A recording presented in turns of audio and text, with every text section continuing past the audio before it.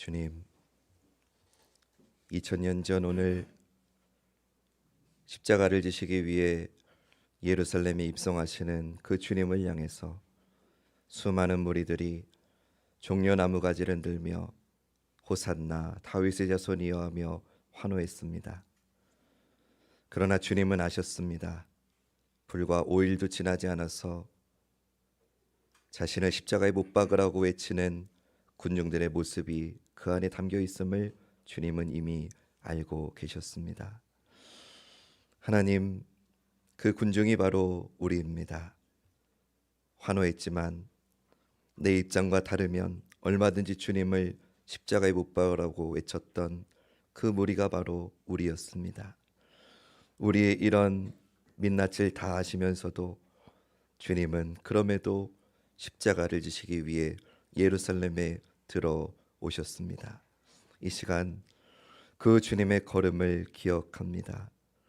우리를 살리시기 위해 모든 모욕과 수치를 당하시기 위해 그 길을 기꺼이 감당하신 주님의 사랑을 기억합니다. 주여, 이제는 주님의 그 마음을 더 이상 외롭지 않게 하는 저희가 되게 하여 주시옵소서. 말씀을 통해서 주님의 마음을 조금이나마 깨닫는 저희들 되게 하여 주시옵소서. 예수님 귀하신 이름으로 기도드립니다. 아멘.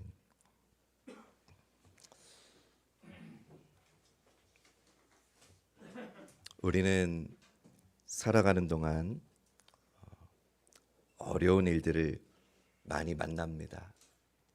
하루하루가 늘 즐겁고 행복하기만 하면 좋겠지만 우리 인생은 그렇지 못합니다. 괴로운 일이 찾아오면 우리는 그것들을 잘 받아들일 준비가 언제나 미흡합니다. 인간은 이기적이어서 다른 사람에게 힘들고 어려운 일이 생기면 속으로 그럴 만한 이유가 있겠지라고 생각합니다. 조금 나은 사람이면 그럴 수밖에 없었겠네. 안타깝지만 어떡하겠어. 받아들여야지. 이 정도로 위로를 해줍니다. 그런데 정작 자기에게 힘든 일이 찾아오면 어떻습니까?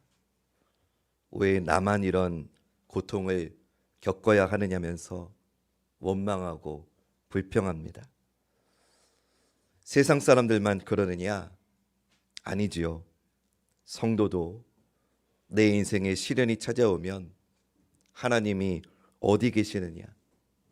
살아계시다면 나에게 어떻게 그러실 수 있느냐면서 하나님을 부정하고 원망합니다. 그러나 여러분, 우리 그리스도인들은 그래서는 안 됩니다. 그러지 않으려면 한 가지 분명한 믿음이 필요합니다. 하나님은 살아계시다는 믿음입니다. 하나님은 살아 역사하시며 오늘 내 삶을 주관하신다는 믿음이 우리에게는 필요합니다. 이 믿음이 있어야 우리에게 일어나는 모든 일들 가운데 하나님은 함께 하시고 개입하시고 사람을 사용하시고 환경을 만드시고 꼬이는 것처럼 보이는 일들도 합력해서 선을 이루시는 그 하나님을 볼 수 있습니다. 사랑하는 여러분, 하나님은 오늘도 바쁘게 일하십니다. 사람은 결과를 내다볼 수 없기에 지금의 환경과 현실에 눈이 메이지만 하나님은 당신의 계획 가운데 수많은 목적을 가지고 계시고 그것들을 한치의 오차도 없이 하나하나 이루어 가십니다. 요셉의 인생이 꼬여가는 것처럼 보여도 하나님의 뜻 가운데 하나하나 열매를 맺은 것처럼 오늘 저와 여러분 우리의 인생도 하나님의 뜻에 따라 계획하신 목적을 이루셔서 끝내는 열매를 맺을 줄로 믿습니다. 그러니 여러분, 지금 우리 눈에 보이는 수많은 현상들에 너무 매몰되지 마시기 바랍니다. 우리 그리스도인들은 하나님의 일하심과 하나님의 선하신 손길을 믿어야 됩니다. 우리 인생의 모든 주권과 해석이 하나님께 있음을 믿어야 됩니다. 요셉의 인생을 보십시오. 감옥에 갇힌 요셉의 인생 가운데 의미 없이 일어난 일은 하나도 없습니다. 오늘의 일어난 일을 통해서 하나님은 당신의 뜻을 하나하나 이루어 가십니다. 오늘 우리는 본문을 통해서 하나님께서 요셉을 향한 계획을 따라서 그를 훈련하시고 만들어 가시는 모습을 보게 됩니다. 오늘 우리 본문을 통해 주어진 환경의 해석은 하나님만 하실 수 있다는 것을 여러분과 나눌 겁니다. 바라기는 오늘 말씀을 통해 내 삶을 인도하시는 하나님의 이끄심을 볼 수 있는 은혜의 시간 되시기를 축원합니다. 요셉은 억울하게 감옥에 갇혔습니다. 하지만 하나님은 그에게 인자를 더하셔서 간수장에게 은혜를 받게 하십니다. 그래서 요셉은 옥중에서도 그 모든 재반 사물을 처리하는 일을 하게 됩니다. 창세기 39장 21절 말씀입니다. 여호와께서 요셉과 함께 하시고 그에게 인자를 더하사 간수장에게 은혜를 받게 하시매. 아멘. 이때 하나님께서는 당신의 계획에 따라서 애굽의 높은 지위를 가진 술 맡은 자와 떡 굽는 자 두 관리를 요셉에게 보내십니다. 이 두 관원장이 옥에 갇혔던 이유는 단순한 이유는 아니었던 것 같습니다.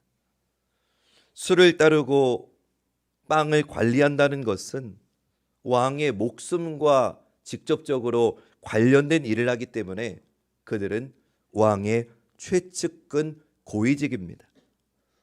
떡 굽는 관원장은 단순히 음식을 만드는 것만이 아니라 왕의 모든 음식을 관리하는 사람으로서 왕에게 가장 신임을 받는 자가 이 역할을 하는 겁니다. 당시에는 냉장고 같은 것들이 없었기 때문에 음식에 독이 들거나 상한 음식을 왕이 먹다가 왕이 죽을 수도 있기 때문에 그가 맡은 일은 대단히 중요한 일이었습니다. 또 술 맡은 관원장은 잔치가 있거나 연회가 열리면 그 일을 주관하는 사람입니다. 오늘 우리식으로 말하면 의전 비서관이라고 할 수 있습니다. 이 두 명의 고위 관리는 결코 사소한 일로 지금 감옥에 온 거는 아니었을 겁니다. 나중에 이 중에 한 사람이 즉각적으로 처형을 당하지 않습니까? 그것만 봐도 왕을 죽이려고 하는 역모 사건에 말려들었을 확률이 커 보입니다.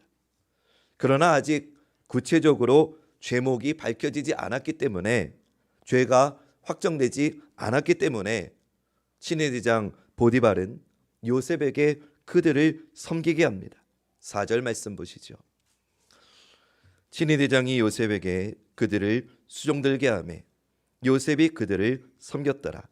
그들이 갇힌 지 여러 날이라. 자, 여러분 여기서 친위대장 보디발이 요셉에게 이런 큰 일을 맡겼다는 것을 우리가 생각할 필요가 있습니다. 이건 무슨 말일까요? 보디발은 분명히 자기 아내의 말을 다 믿지 않았던 것으로 보입니다. 요셉이 자기 아내의 모함에 걸려들었다는 것을 그는 이미 알았다는 겁니다. 그러니 지금 다시 요셉에게 이런 큰 일을 맡기는 거 아니겠습니까? 이 일을 통해서 요셉은 하나님이 지금 자신과 함께하고 계심을 느꼈을 겁니다. 비록 감옥에 있다 할지라도 주인 보디발이 자기에게 씌워진 그 누명을 알아주고 있다는 것으로 그는 기뻤을 겁니다. 사랑하는 여러분, 우리 인생의 주권과 해석이 하나님께 있다는 것을 아는 것이 이처럼 중요합니다. 만약에 요셉에게 이런 믿음이 없었다면 그는 지금 자신의 상황을 왜 원망하지 않았겠습니까? 제가 만약에 요셉의 처지였으면 저는 이렇게 하나님을 원망했을 것 같습니다. 하나님, 제가 왜 이런 수모와 고통을 견뎌야 됩니까? 도대체 제가 뭘 잘못했습니까?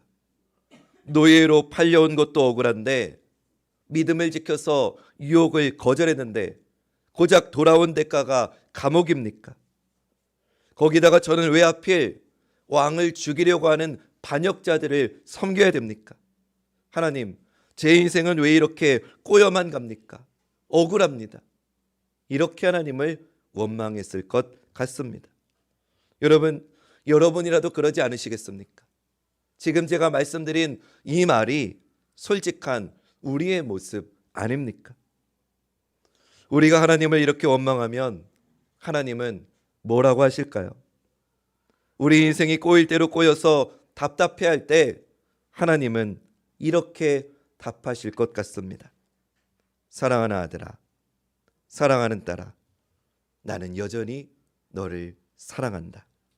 나는 너를 위한 계획을 가지고 있고 나의 열심으로 그것들을 하나하나 이루고 있다. 너는 아직도 알지 못하느냐? 나는 네가 알아보도록 내가 직접 그 감옥에 내려가서 너와 함께하고 있었다. 나는 네가 그것을 보기를 원한다.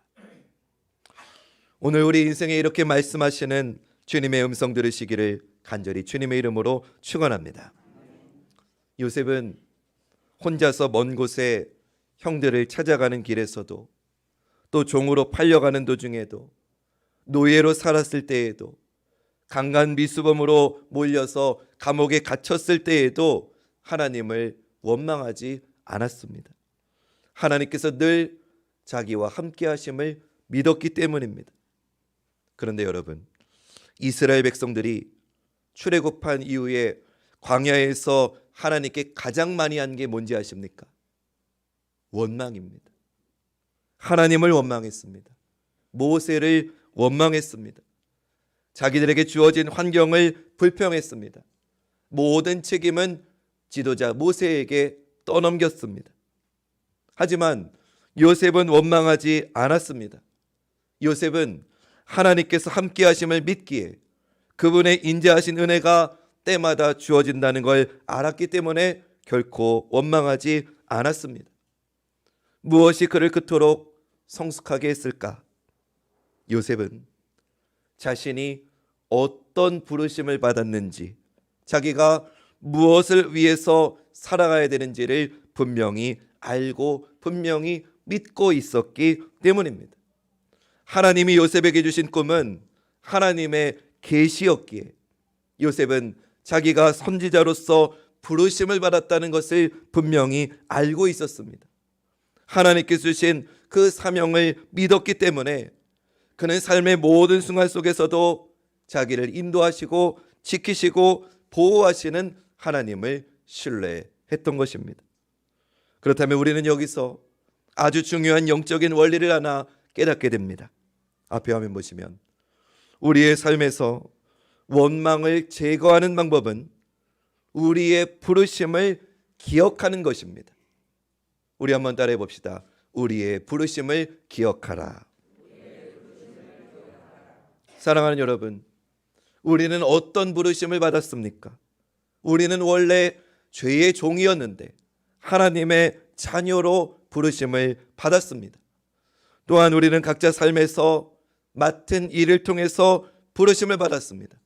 부모로서, 직장인으로서, 학생으로서 우리는 부름을 받았다는 것을 기억해야 됩니다. 이 부르심에 응답해서 자기의 자리와 책임을 분명히 할 때 원망이 사라지는 것입니다. 여러분, 평소에 원망과 불평을 많이 하는 사람을 한번 떠올려 보십시오. 100%입니다. 그런 사람은 자기 자리와 책임을 다하지 않는 경우가 99.9%입니다.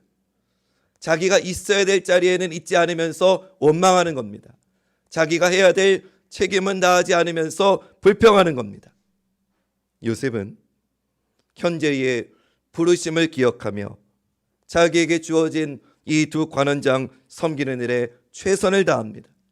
그렇기 때문에 그는 그들의 얼굴빛을 금방 알아볼 수 있었던 겁니다.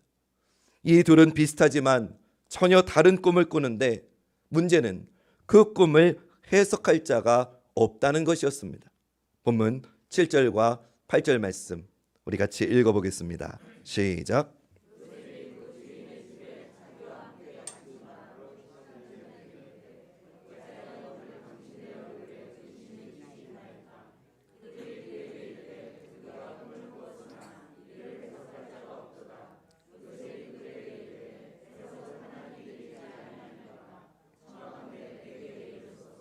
아멘. 두 사람이 꾼 꿈을 보면 우선 술 맡은 자의 꿈은 포도나무 하나에 가지가 3개 있었는데 그 술 맡은 관원장이 그 포도나무 가지에서 싹이 나고 꽃이 피고 열매가 익어서 그것으로 포도주를 담가서 바로왕에게 올리는 꿈을 꿉니다. 그리고 떡 굽는 관원의 꿈은 흰떡 3광주리를 자기 머리 위에 있었는데 그 중에서 가장 위에 있던 광주리, 바로에게 바칠 각종 좋은 음식을 담아둔 그 광주리에 그만 새들이 날아와서 그것을 쪼아 먹어버리는 꿈을 꿉니다. 이 꿈은 자기들의 운명을 보여주는 꿈이었죠.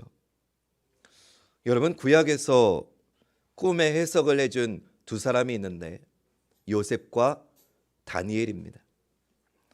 하나님의 백성에게는 꿈의 해석이 필요 없습니다. 왜냐?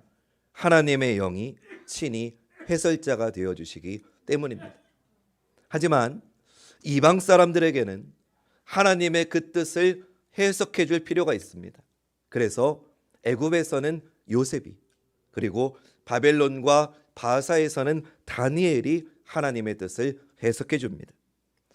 여러분, 이것은 오늘도 마찬가지입니다.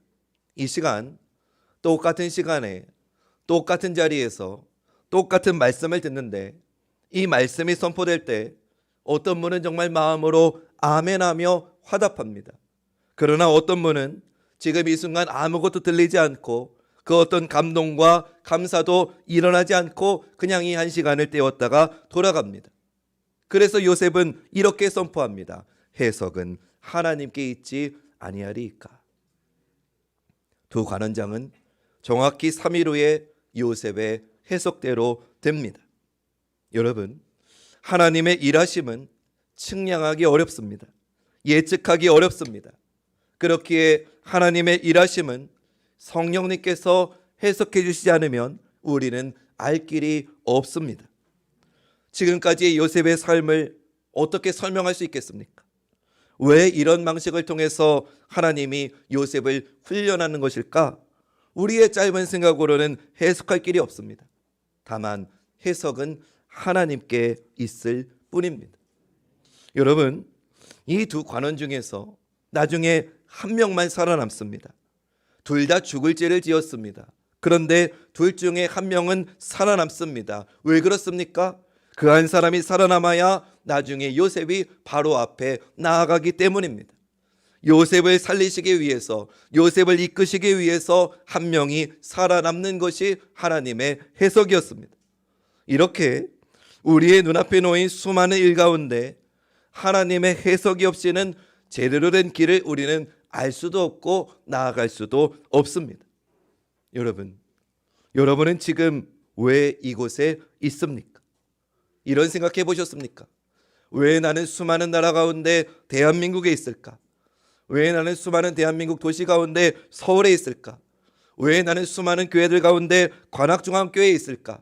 왜 나는 수많은 일들 가운데 이 직업을 하나님이 나에게 주셨을까? 그냥 우연이 아니라 지금 하나님이 나와 살게 하신 이 가족들을 왜 나에게 허락하셨을까?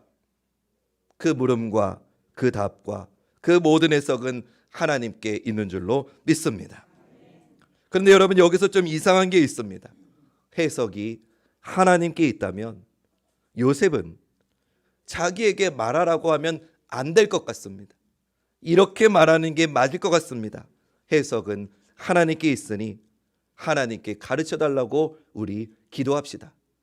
이렇게 말하는 게 맞는 것 같습니다. 그러나 요셉은 나에게 말하라고 합니다. 우리 8절 말씀 다시 한번 한 목소리로 읽어보겠습니다. 시작.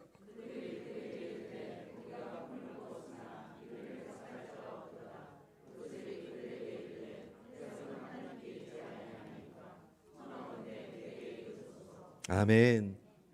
해석은 하나님께 있다고 하면서 청하건대 내게 말하라고 합니다. 여러분 이게 무슨 말입니까? 나의 해석이 곧 하나님의 해석이라는 뜻입니다. 요셉은 자신이 하나님의 말씀을 대언하는 선지자로 부름받았다는 것, 자기는 하나님의 사람이라는 걸 분명히 하고 있었습니다. 하나님의 사람이 하는 말이 곧 하나님께서 하시는 말씀과 똑같다는 겁니다. 왜냐하면 하나님은 하나님의 종의 입술을 통해 말씀하시기 때문입니다. 그렇기에 요셉은 이 꿈의 해석 말해주기를 결코 주저하지 않습니다. 하나님의 해석을 가감없이 전합니다. 여러분 제가 만약에 요셉이었다면 잘된 해석은 그대로 말해주기 편합니다. 당신이 이제 복직될 겁니다. 그러나 내가 모시는 상관이 앞으로 죽게 될 꿈의 해석은 말하기가 어려웠을 것 같습니다. 직접적으로 당신 이제 목이 잘릴 겁니다. 당신 이제 죽을 날이 멀지 않았습니다라고 말하기가 결코 쉽지 않았을 겁니다. 그러나 요셉은 가감없이 하나님의 해석을 전합니다. 왜입니까? 자신의 말이 곧 하나님의 말씀과 똑같다는 것을 믿었기 때문입니다. 그렇다면 여러분 오늘 성경 속에 담겨있는 하나님의 뜻, 하나님의 해석은 어떻게 전달되겠습니까? 하나님의 해석이 지금 이 시간 말씀을 전하는 설교자의 입을 통해서 선포됨을 믿으시기 바랍니다. 따라서 우리는 하나님의 말씀의 해석을 전달하는 이 설교를 잘 들어야 됩니다. 제가 오늘 그동안 한 번도 이런 얘기한 적 없는 것 같은데 오늘 말씀드립니다. 사랑하는 여러분, 설교 중에는 정말 큰일이 아니면 왔다 갔다 돌아다니시면 안 됩니다. 그리고 정말 하나님 말씀을 잘 새겨 듣고 싶으시다면 눈 지그시 감고 계시지 마시고 저를 똑바로 쳐다보셔야 됩니다. 그래야 하나님이 오늘 나에게 말씀하시는 주님의 음성을 들을 수 있습니다. 저를 포함한 모든 설교자는 앞으로 평신도주일에 설교하는 분들이 계실 테니까 저를 포함한 모든 설교자는 어떠한 경우에도 자신의 입을 통해서 선포되는 말씀이 하나님의 말씀임을 잊지 말아야 됩니다. 그렇기 때문에 설교자는 절대로 청중의 만족을 위해서 설교하면 안 됩니다. 여러분 저는 만약에 성도님들 가운데 누군가가 저에게 목사님 그런 설교할 거면 나가십시오. 그래도 저는 다음 주에 나가는 한이 있어도 하나님 말씀을 전하고 가렵니다. 할렐루야. 제가 여러분 사람의 눈치를 보고 내가 이 말을 하면 저분이 저렇게 말하겠지, 내가 이 말을 하면 교회에서 뭐라고 하겠지 타협하는 순간 그것은 하나님의 말씀이 아니기 때문입니다. 설교자는 언제나 하나님이 가르쳐 주시고 감동 주신 그 말씀을 가감없이 전해야 된다고 저는 믿습니다. 여러분도 그렇게 믿으시지요? 똑같은 이치로 듣는 성도님들은 내 죄에 대해서, 내 영적인 의무에 대해서, 내 책임에 대해서 내가 영적으로 바로 서지 못한 것 책망 듣기를 거부해서는 안 됩니다. 성도는 진리의 말씀을 기대하며 사모하며 이 시간 주님의 음성을 들어야 됩니다. 요셉은 하나님의 말씀을 선포하는 자로서 자기에게 주어진 그 말씀을 주저함 없이 모든 일을 해석하시는 하나님을 의심하지 않고 하나님의 일을 가감없이 선포했습니다. 오늘 우리도 마찬가지입니다. 지금 살아계시는 그 하나님의 역사가 설교를 통해서 분명하게 가감없이 선포된다면 우리의 잠들었던 영이 깨어나게 될 줄로 믿습니다. 우리의 죽었던 영이 살아나는 생명의 역사가 나타날 줄로 믿습니다. 하나님의 말씀은 살아있기 때문입니다. 그럼 바꾸어 말하면 오늘 교회에, 우리 공동체에 하나님의 생명의 역사가 나타나지 않는 것은 둘 중에 하나입니다. 하나는 설교자가 하나님의 말씀을 두려워하는 게 아니라 사람의 눈치를 두려워하기 때문입니다. 두 번째는 회중들이 하나님의 말씀에 내 영의 귀를 닫고 있기 때문입니다. 하나님의 말씀은 살아 숨쉬고 움직이고 우리의 심령과 골수를 찔러 쪼개기까지 하고 우리의 마음의 생각을 관찰하시고 모든 것을 아시는 하나님께서 그 말씀 앞에 우리의 영의 민낯을 드러내시는데 우리는 자꾸만 영의 귀를 닫는 겁니다. 그 말씀 듣고 싶지 않다는 겁니다. 들리지 않는다는 겁니다. 들려도 거부하겠다는 겁니다. 그러니 오늘 하나님의 역사가, 생명의 역사가 나타날 리가 없는 겁니다. 사랑하는 여러분, 히브리서 4장 12절과 13절 말씀, 오늘 이 말씀 진심으로 선포하며 오늘 이 설교를 마무리하려고 합니다. 하나님의 말씀이 정말 이러하다는 것 믿으며 우리 함께 선포합시다. 시작. 하나님의 말씀은 살아있고 활력이 있어 좌우의 날선 어떤 검보다도 예리하여 혼과 영과 및 관절과 골수를 찔러 쪼개기까지 하며 또 마음의 생각과 뜻을 판단하나니 지으신 것이 하나도 그 앞에 나타나지 않음이 없고 우리의 결산을 받으실 이의 눈앞에 만물이 벌거벗은 것 같이 드러나느니라. 아멘. 하나님의 말씀은 살아있고 오늘도 그 말씀이 육신이 되어 우리에게 함께 하시겠다고 내려오신 시간이 바로 성찬의 자리입니다. 여러분을 성찬의 자리로 초대합니다.